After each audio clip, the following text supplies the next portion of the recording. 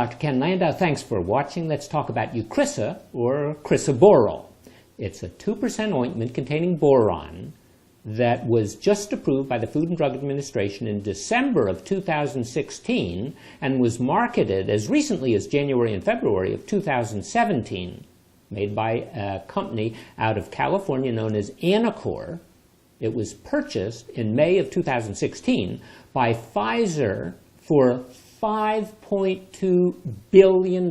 So right away, you know this is going to be an expensive drug. It's the first new therapy approved for eczema in the past 15 years. Doesn't contain any steroids. Eczema affects somewhere between 18 million and 25 million children and adults here in the United States, with 90% of them being only mildly or moderately severe. And it just so happens that this drug, Eucrisa, is for people who have mild to moderate disease. It's used for anyone over age 2. A thin layer is applied twice a day. It's only for the skin, not for the mucous membranes. Atopic dermatitis, or simply eczema, is the very common type of reaction in the skin, onset oftentimes in childhood, persists about 80% of the time into adulthood. It's a combination of genetic and immune and environmental factors, and it's made worse by heat and sweat and emotions and overbathing. Runs in families where there's a history of asthma or hay fever or allergies or sinus conditions. It begins as red bumps. Sometimes they're weeping, very itchy, then they get crusted, then you scratch, and it provokes a vicious cycle, and it ends up with some thickened skin that obviously interferes with the quality of life. Now, atopic dermatitis traditionally begins in childhood, on the face, on the neck, on the extremities, and later on in late childhood or in adulthood, it's in front of the elbows and behind the knees. And of course, the torso can be involved in people of all ages. Now, the approval for the drug comes from a study that was published in the Journal of the American Academy of Dermatology in 2016. And we want everything in medicine to be relatively free from bias.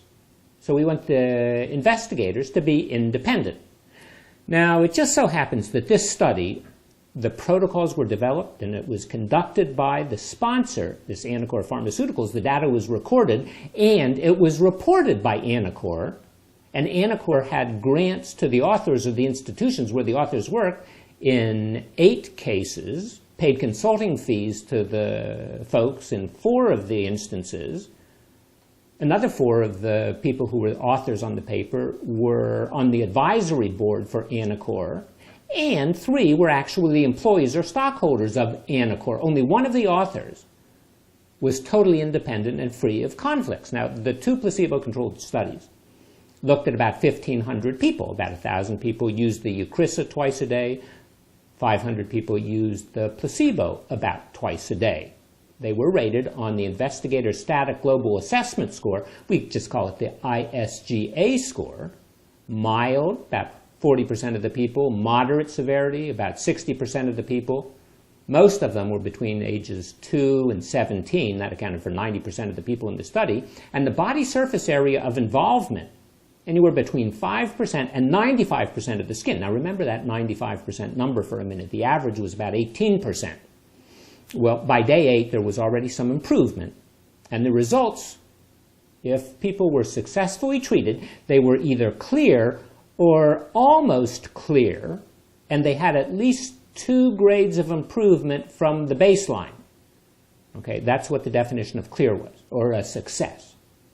And in the case of Eucrisa, 1/3 of the people, 1 in 3, achieved success. Among those using the placebo, 20 to 25%. So 30-some-odd% versus 25%. Not a big difference. So in Eucrisa, about 2/3 of the people were not considered successfully treated. 2 out of 3 people not successfully treated. On the other hand, in the placebo group, about 1/4 of the people were considered successes. Okay, let's talk about itch. The drug makes a big point. It helps treat itch. Well, if we look at the time to the decrease in itch, it was 1.37 days with Eucrisa and 1.7 days with placebo, with just an ointment. That means there was about 2 hours difference. That's not very impressive. And if we look at the success rate at day 29 for itch, well, with Eucrisa, the people were phenomenally improved about 60% of the time. But more than 50% of the time, they were improved by simply using the placebo. Now, there's no question it works on a variety of other kinds of symptoms, like the redness and the scratchiness and the exudation and the oozing of the skin. But if we look at the Eucrisa group, there was only about a 50 to 60% improvement in that group. And if we look at the placebo group, it was 30 to 50%. So again, not very impressive. Now, the study only lasted about 4 weeks, and it compared the Eucrisa to a placebo ointment. Not to people changing the habits, not to them decreasing exposure to water, not using a mild topical corticosteroid cream. As far as side effects were concerned, not really a significant issue, but it was 400 times greater, 400% greater with the Eucrisa than it was with the placebo. There was a little bit of burning, a little bit of stinging, potential for allergies, but that really didn't make a significant difference. Well, it's a boron-containing product. And supposedly boron helps penetrate the skin and is essential for the binding activity. There's some systemic absorption, but hardly any, and most of it's metabolized and it goes out in the urine. And some preliminary investigations suggest that there are no drug interactions, probably safe in pregnancy, but we don't know for sure. It doesn't seem to have any impairment in breastfeeding. Carcinogenesis, not really an issue. However, in an oral dose, at high dose, in some of the test animals, there was some uterine tumors. Well, how does it work? We're not for sure positive, but it seems that this drug is what we call a PDE4 inhibitor. And it prevents this chemical, this enzyme, PDE4, from building up inside the blood or inside the skin. And when it does occur at high levels inside the skin, it causes inflammation. And when you get the inflammation, then your skin gets itchy. Well, there are other PDE4 inhibitors on the market. You've heard of Otezla. It's advertised all the time on the television. It's a treatment for psoriasis, an oral treatment for psoriasis. And then there's another one called Daliresp that's a treatment for chronic obstructive lung disease. The treatment guidelines by the American Academy of Dermatology and the American Academy of Asthma, Allergy, and Immunology suggest that the two principal treatments for eczema, childhood eczema, atopic dermatitis, well, the treatments are either topical corticosteroids or topical calcineurin inhibitors. Those are drugs like Elidel and Protopic. Well, there are a lot of scare tactics. As far as corticosteroids are concerned, everybody's worried about their thin the skin. They cause stretch marks. They cause problems, especially if you use them on the face or in the groin. But that's with incorrect use, with improper use of potent drugs. If you use them appropriately, as we have done for the past 50 or 60 years, they are indeed quite safe. Calcineurin inhibitors, they can cause some burning. There's Protopic and there's Elidel. Well, they got a bad rap because there was a questionable association with lymphoma. Now, nobody really believes that, but it got a black box warning, so people were a little bit afraid of that. Well, let's go back to the Pfizer and Anacor story. So in May of 2016, Pfizer bought Anacor for $5.2 billion. The main asset was Eucrisa. They believed that Eucrisa is going to, in the near future, have sales that range anywhere between about $2 billion and $5 billion. Well, Pfizer has a large sales force, and they're targeting the general practitioners and the pediatricians and some dermatologists. But they have some competition that's nipping at their heels. In March of 2017, the Food and Drug Administration is going to consider an injectable monoclonal antibody that's going to work differently from the Eucrisa. And it's going to work on moderate to severe atopic dermatitis.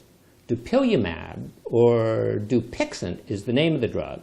It's made by a consortium of Sanofi and Regeneron. However, they have a little problem. They got a letter Form 483 from the Food and Drug Administration, and that says you have some problem with your plant. We want it fixed before we're going to consider this drug. Now, Otezla, remember that's a psoriasis medicine, they did a proof of concept phase 2 study, and it seems that their drug works for eczema. And remember, that's also a PDE4 inhibitor. And interestingly, Eucrisa has some preliminary work suggesting that it might work for psoriasis. So now, let's talk for a moment about a sister product of Eucrisa.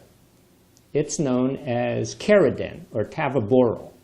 It's structurally related to the Eucrisa, and it's a topical antifungal agent like Jublia. It's used for toenail fungus. If you have less than 50% involvement of your toenail, you can use this product. You have to use it every day for almost a year. And if you do it every day, as directed, for almost a year, and you only had 50% or less involvement of your toenails, you will have a cure rate of anywhere between 6 and 9%. So in other words, you might have to treat 16 people for a year with this other boron-containing drug in order to get a cure. Now, a bottle contains less than a teaspoon of the medicine. But with a coupon from GoodRx, if you have both toenails involved, you can pay as little as $600 for a bottle that contains a little less than a teaspoon of the medicine. Now, if your 2 toenails are involved, you're going to have to use the medicine for about a year, and that means that you will spend more than $10,000 on this drug. Last year, before they raised the price, it was $9,000 or so. Well, how about what does Eucrisa cost? Eucrisa, about the size of a tube of toothpaste. If you go over to the drugstore right now with a prescription and with some cash in your hand, they will be happy to take about $670. With a discount coupon from GoodRx, it'll only be about $630. But the company will be very happy to give you a copay card as long as you don't have Medicare or Medicaid, TRICARE, or any other state or federal insurance. And they will sock it to the insurance company, but you don't have to pay any money because you're totally saved, except your insurance rates are going to go up next year. Now, if you look as an alternative at some very weak cortisone cream, some 2.5% hydrocortisone, you can buy a pound of it, a pound, for as little as $27. Now, let's go back to the study that was published in the Journal of the American Academy of Dermatology that I mentioned. It looked at people who had an average body surface area of 18% involvement. In other words, about the size of an arm and a leg if we're talking about an adult. That's 9 fingertip units of medicine. Each fingertip unit is half a gram of the medicine. That means that for one application, you'll use about 4.5 grams, and you have to do it twice a day. So that means you're going to use 9 grams a day, and you're going to use it for 28 days. That means 252 grams. Or in other words, you're going to be on your 5th tube times $670. So for a month of therapy, we're talking about $3,300 plus. Now, if you're an older child, you're only going to use about 3/4 of the amount. If you're a young child, maybe a half of that amount. Let's say, remember I said that in the study, someone had at least 95% body surface area involvement. Let's say we talk about 95% body surface area. That means that that individual, or those individuals, were going to use about 47.5 fingertip units. And if we look at fingertip units, each containing about half a gram of the medicine, that means that they were going to use, per application, 24 grams of the medicine twice a day, 48 grams a day. Remember, the tube is only 60 grams. So we're going to use 48 grams twice a day for 28 days. That means we're going to use about 1,344 grams of the medicine. And that means you will be on the 23rd tube. And if each tube costs $670, if you have 95% body surface area, it will cost cash $15,400. But For an older child, only 3/4 of the amount, and for a younger child, only about half of the amount. But remember, you can get hydrocortisone, a whole pound of it, 2.5% hydrocortisone, more potent than what you get over the counter. 8 times as much medicine, basically, for as little as $27, or a pound of triamcinolone, which is even more potent. And you can buy that for $47 cash at Walgreens, or with a coupon from GoodRx for as little as $16. So in summary, we have a horribly expensive therapy that cures about a third, not cures, it successfully treats, because this is an ongoing disease, it successfully treats a third of the people for thousands of dollars under the mantra that it's steroid-free. Whereas you can, for less than $100, and maybe for as little as $16, get an extraordinary amount of either hydrocortisone or triamcinolone that have been used for more than 5 decades and have been shown to be safe and effective. So I think we have to give this one a thumbs down, both with respect to price and effectiveness. Thanks for watching. I'm Dr. Ken Landau.